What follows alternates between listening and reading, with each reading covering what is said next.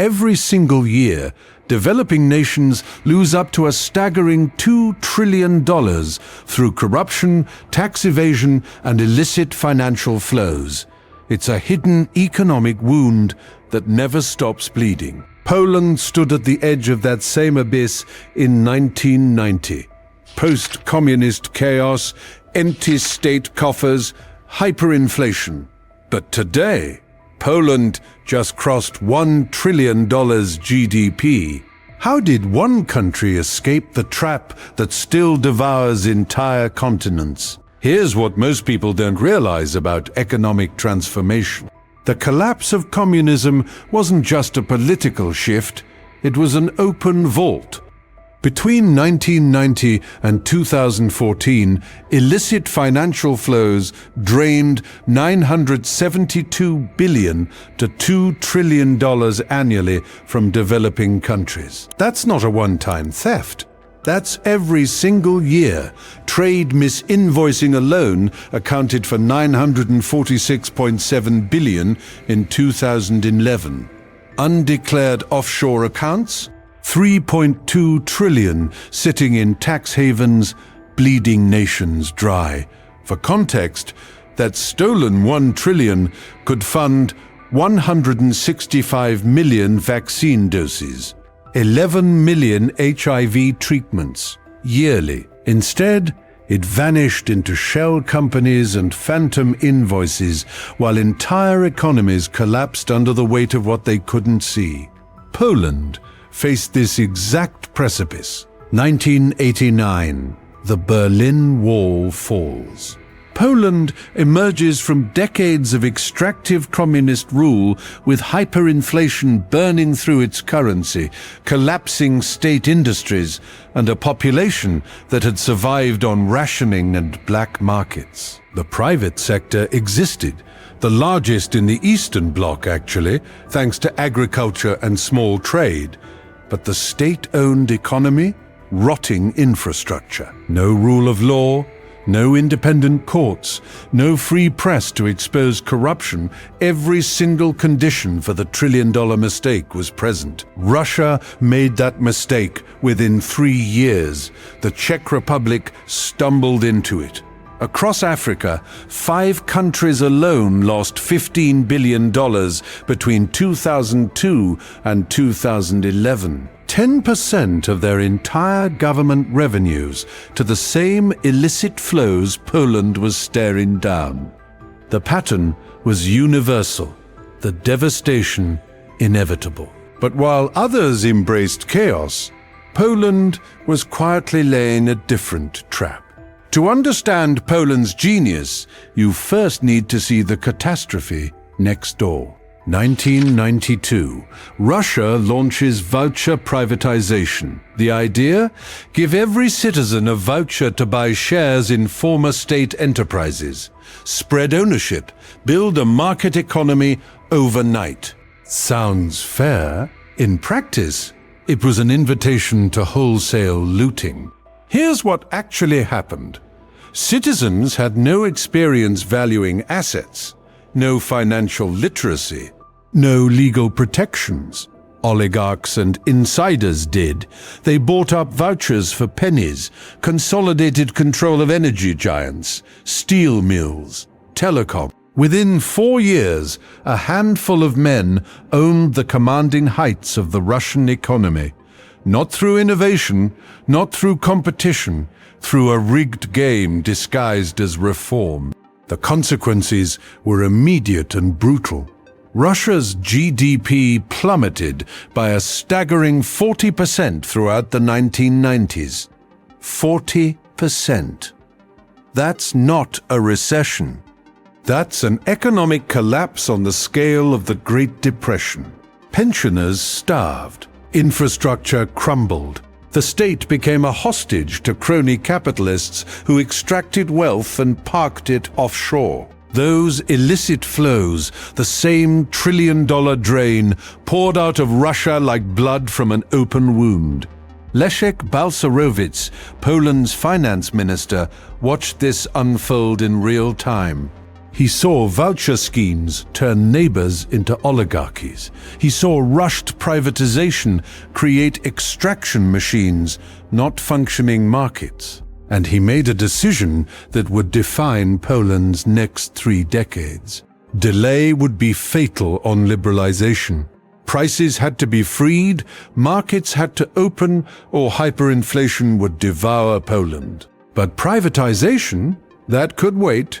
Poland needed to build its financial fortress before selling the crown jewels. 1990. Poland launches shock therapy. But here's what made Poland's shock therapy different. Balcerowicz understood sequencing. Liberalize fast, free prices, deregulate trade, stabilize the currency. Do it now or the economy dies. But privatize slowly, methodically, only after the scaffolding is built. Between 1990 and 1996, Poland didn't hand out vouchers. It built courts. It freed the press. It constructed a banking sector with actual regulatory oversight. Independent media exposed corruption before it could metastasize. Legal frameworks protected investors, both Polish and foreign, from the kind of cronyism that was devouring Russia and the Czech Republic. Think about the contrast. Russia privatized in a legal vacuum. The Czech Republic rushed voucher schemes and ended up with its own oligarch problem. Poland spent 6 years building the immune system before exposing the economy to market forces. It wasn't glamorous, it didn't make headlines, but it worked. And then came the external anchor. 2004, Poland joins the European Union. This wasn't just a trade agreement, it was a binding commitment to rule of law enforced by Brussels. Corruption became harder to hide. Institutional safeguards became non-negotiable, and the EU didn't just demand reforms, it funded them.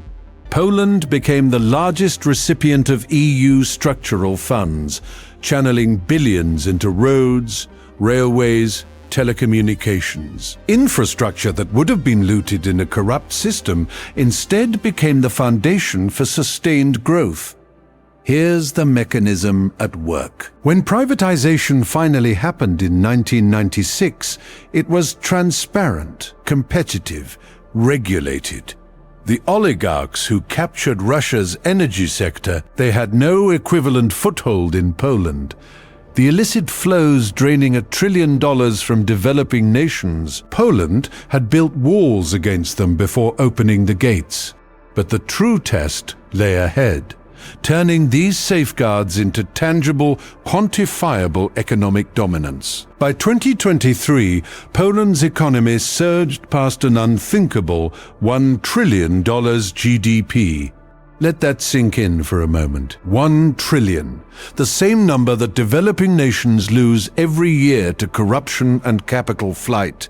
Poland didn't lose it, Poland built it. From the ashes of communism to the economic heart of Central Europe in 34 years. But the real flex? 2008, the global financial crisis hit, banks collapsed, economies froze. The entire European Union contracted, except one country. Poland was the only EU member state with positive GDP growth during the crisis. Not survival, growth. While Germany stumbled and the UK bled jobs, Poland's institutions, the courts, the banks, the regulatory frameworks built in the 90s, held firm. This wasn't luck. This was the dividend of avoiding the $1 trillion mistake. Every euro that could have vanished into offshore accounts stayed in Poland. Every infrastructure project funded by EU money, because Poland had the transparency to qualify for it, compounded into productivity gains. Every oligarch that could have extracted wealth, blocked by legal safeguards that took 6 years to build, the Czech Republic, even with its more cautious approach, still faced cronyism from early voucher schemes. Poland leapfrogged them entirely. Here's the battlefield report from the National Bank of Poland and GUS. Since 2004, Poland has consistently outpaced EU average growth. GDP per capita climbed. Foreign direct investment poured in, not to loot, but to build, because the rule of law made Poland safe. Manufacturing hubs sprung up. Tech clusters emerged. The same EU funds that stabilized infrastructure also positioned Poland as a logistics and industrial powerhouse between Western Europe and the East. Poland didn't just avoid the mistake. Poland set a new standard for post-communist transformation. Russia, oligarchy and decline. Germany, stagnation and energy dependence. The Old West, struggling under debt and populist backlash. Poland, rising, resilient, the unstoppable center. This victory is not just about avoiding a mistake. It's about proving that with strategic foresight, any nation can secure its economic sovereignty and claim its place as a powerhouse. So what did Poland actually do that others missed? 3 core strategies. First, stabilize before you privatize. Shock therapy on liberalization, prices, trade, currency was necessary to kill hyperinflation. But handing over state assets in that chaos, suicide. Poland waited 6 years, built courts, freed the press, created a banking system with oversight. When privatization came in 1996, it was competitive and transparent. The trillion-dollar drain of illicit flows blocked at the source. Second, anchor externally. EU accession in 2004 wasn't just symbolic. It was a binding legal framework that made corruption harder and reform mandatory. The EU didn't just police Poland, it funded Poland's infrastructure, turning potential loot into long-term growth. Roads, rails, telecoms, all of it traceable, all of it productive. Third, sequence your reforms. Balcerowicz understood that order matters. Free the markets first, build institutions second. Privatize third, Russia did it backwards and collapsed. The Czech Republic rushed it and got cronyism. Poland got it right and became Central Europe's economic heart. Now let's address the identity question directly. Poland is not Eastern Europe. That label belongs to a Cold War map that no longer exists. Poland is the center. Geographically, economically, strategically, $1 trillion GDP, only EU state with growth during 2008. Largest EU fund recipient turned into infrastructure dominance. The data doesn't lie. The battlefield reports from NBP and GUS confirm it. Poland won. For the diaspora and the ambitious professional class watching this, the stay or go dilemma just got easier. The West is stagnating under debt and populist chaos. Russia is an extraction machine in terminal decline. Germany is bleeding industry to energy costs and demographic collapse. Poland ascending, the institutions are strong, the growth is real. The future is here. Short-term risks exist. Political paralysis could spook investors, but long-term, if the institutional safeguards hold, the courts, the transparency, the EU anchor, Poland's trajectory is clear. Sustained growth, regional dominance, a blueprint for any nation smart enough to learn from the trillion-dollar mistake most countries are still making.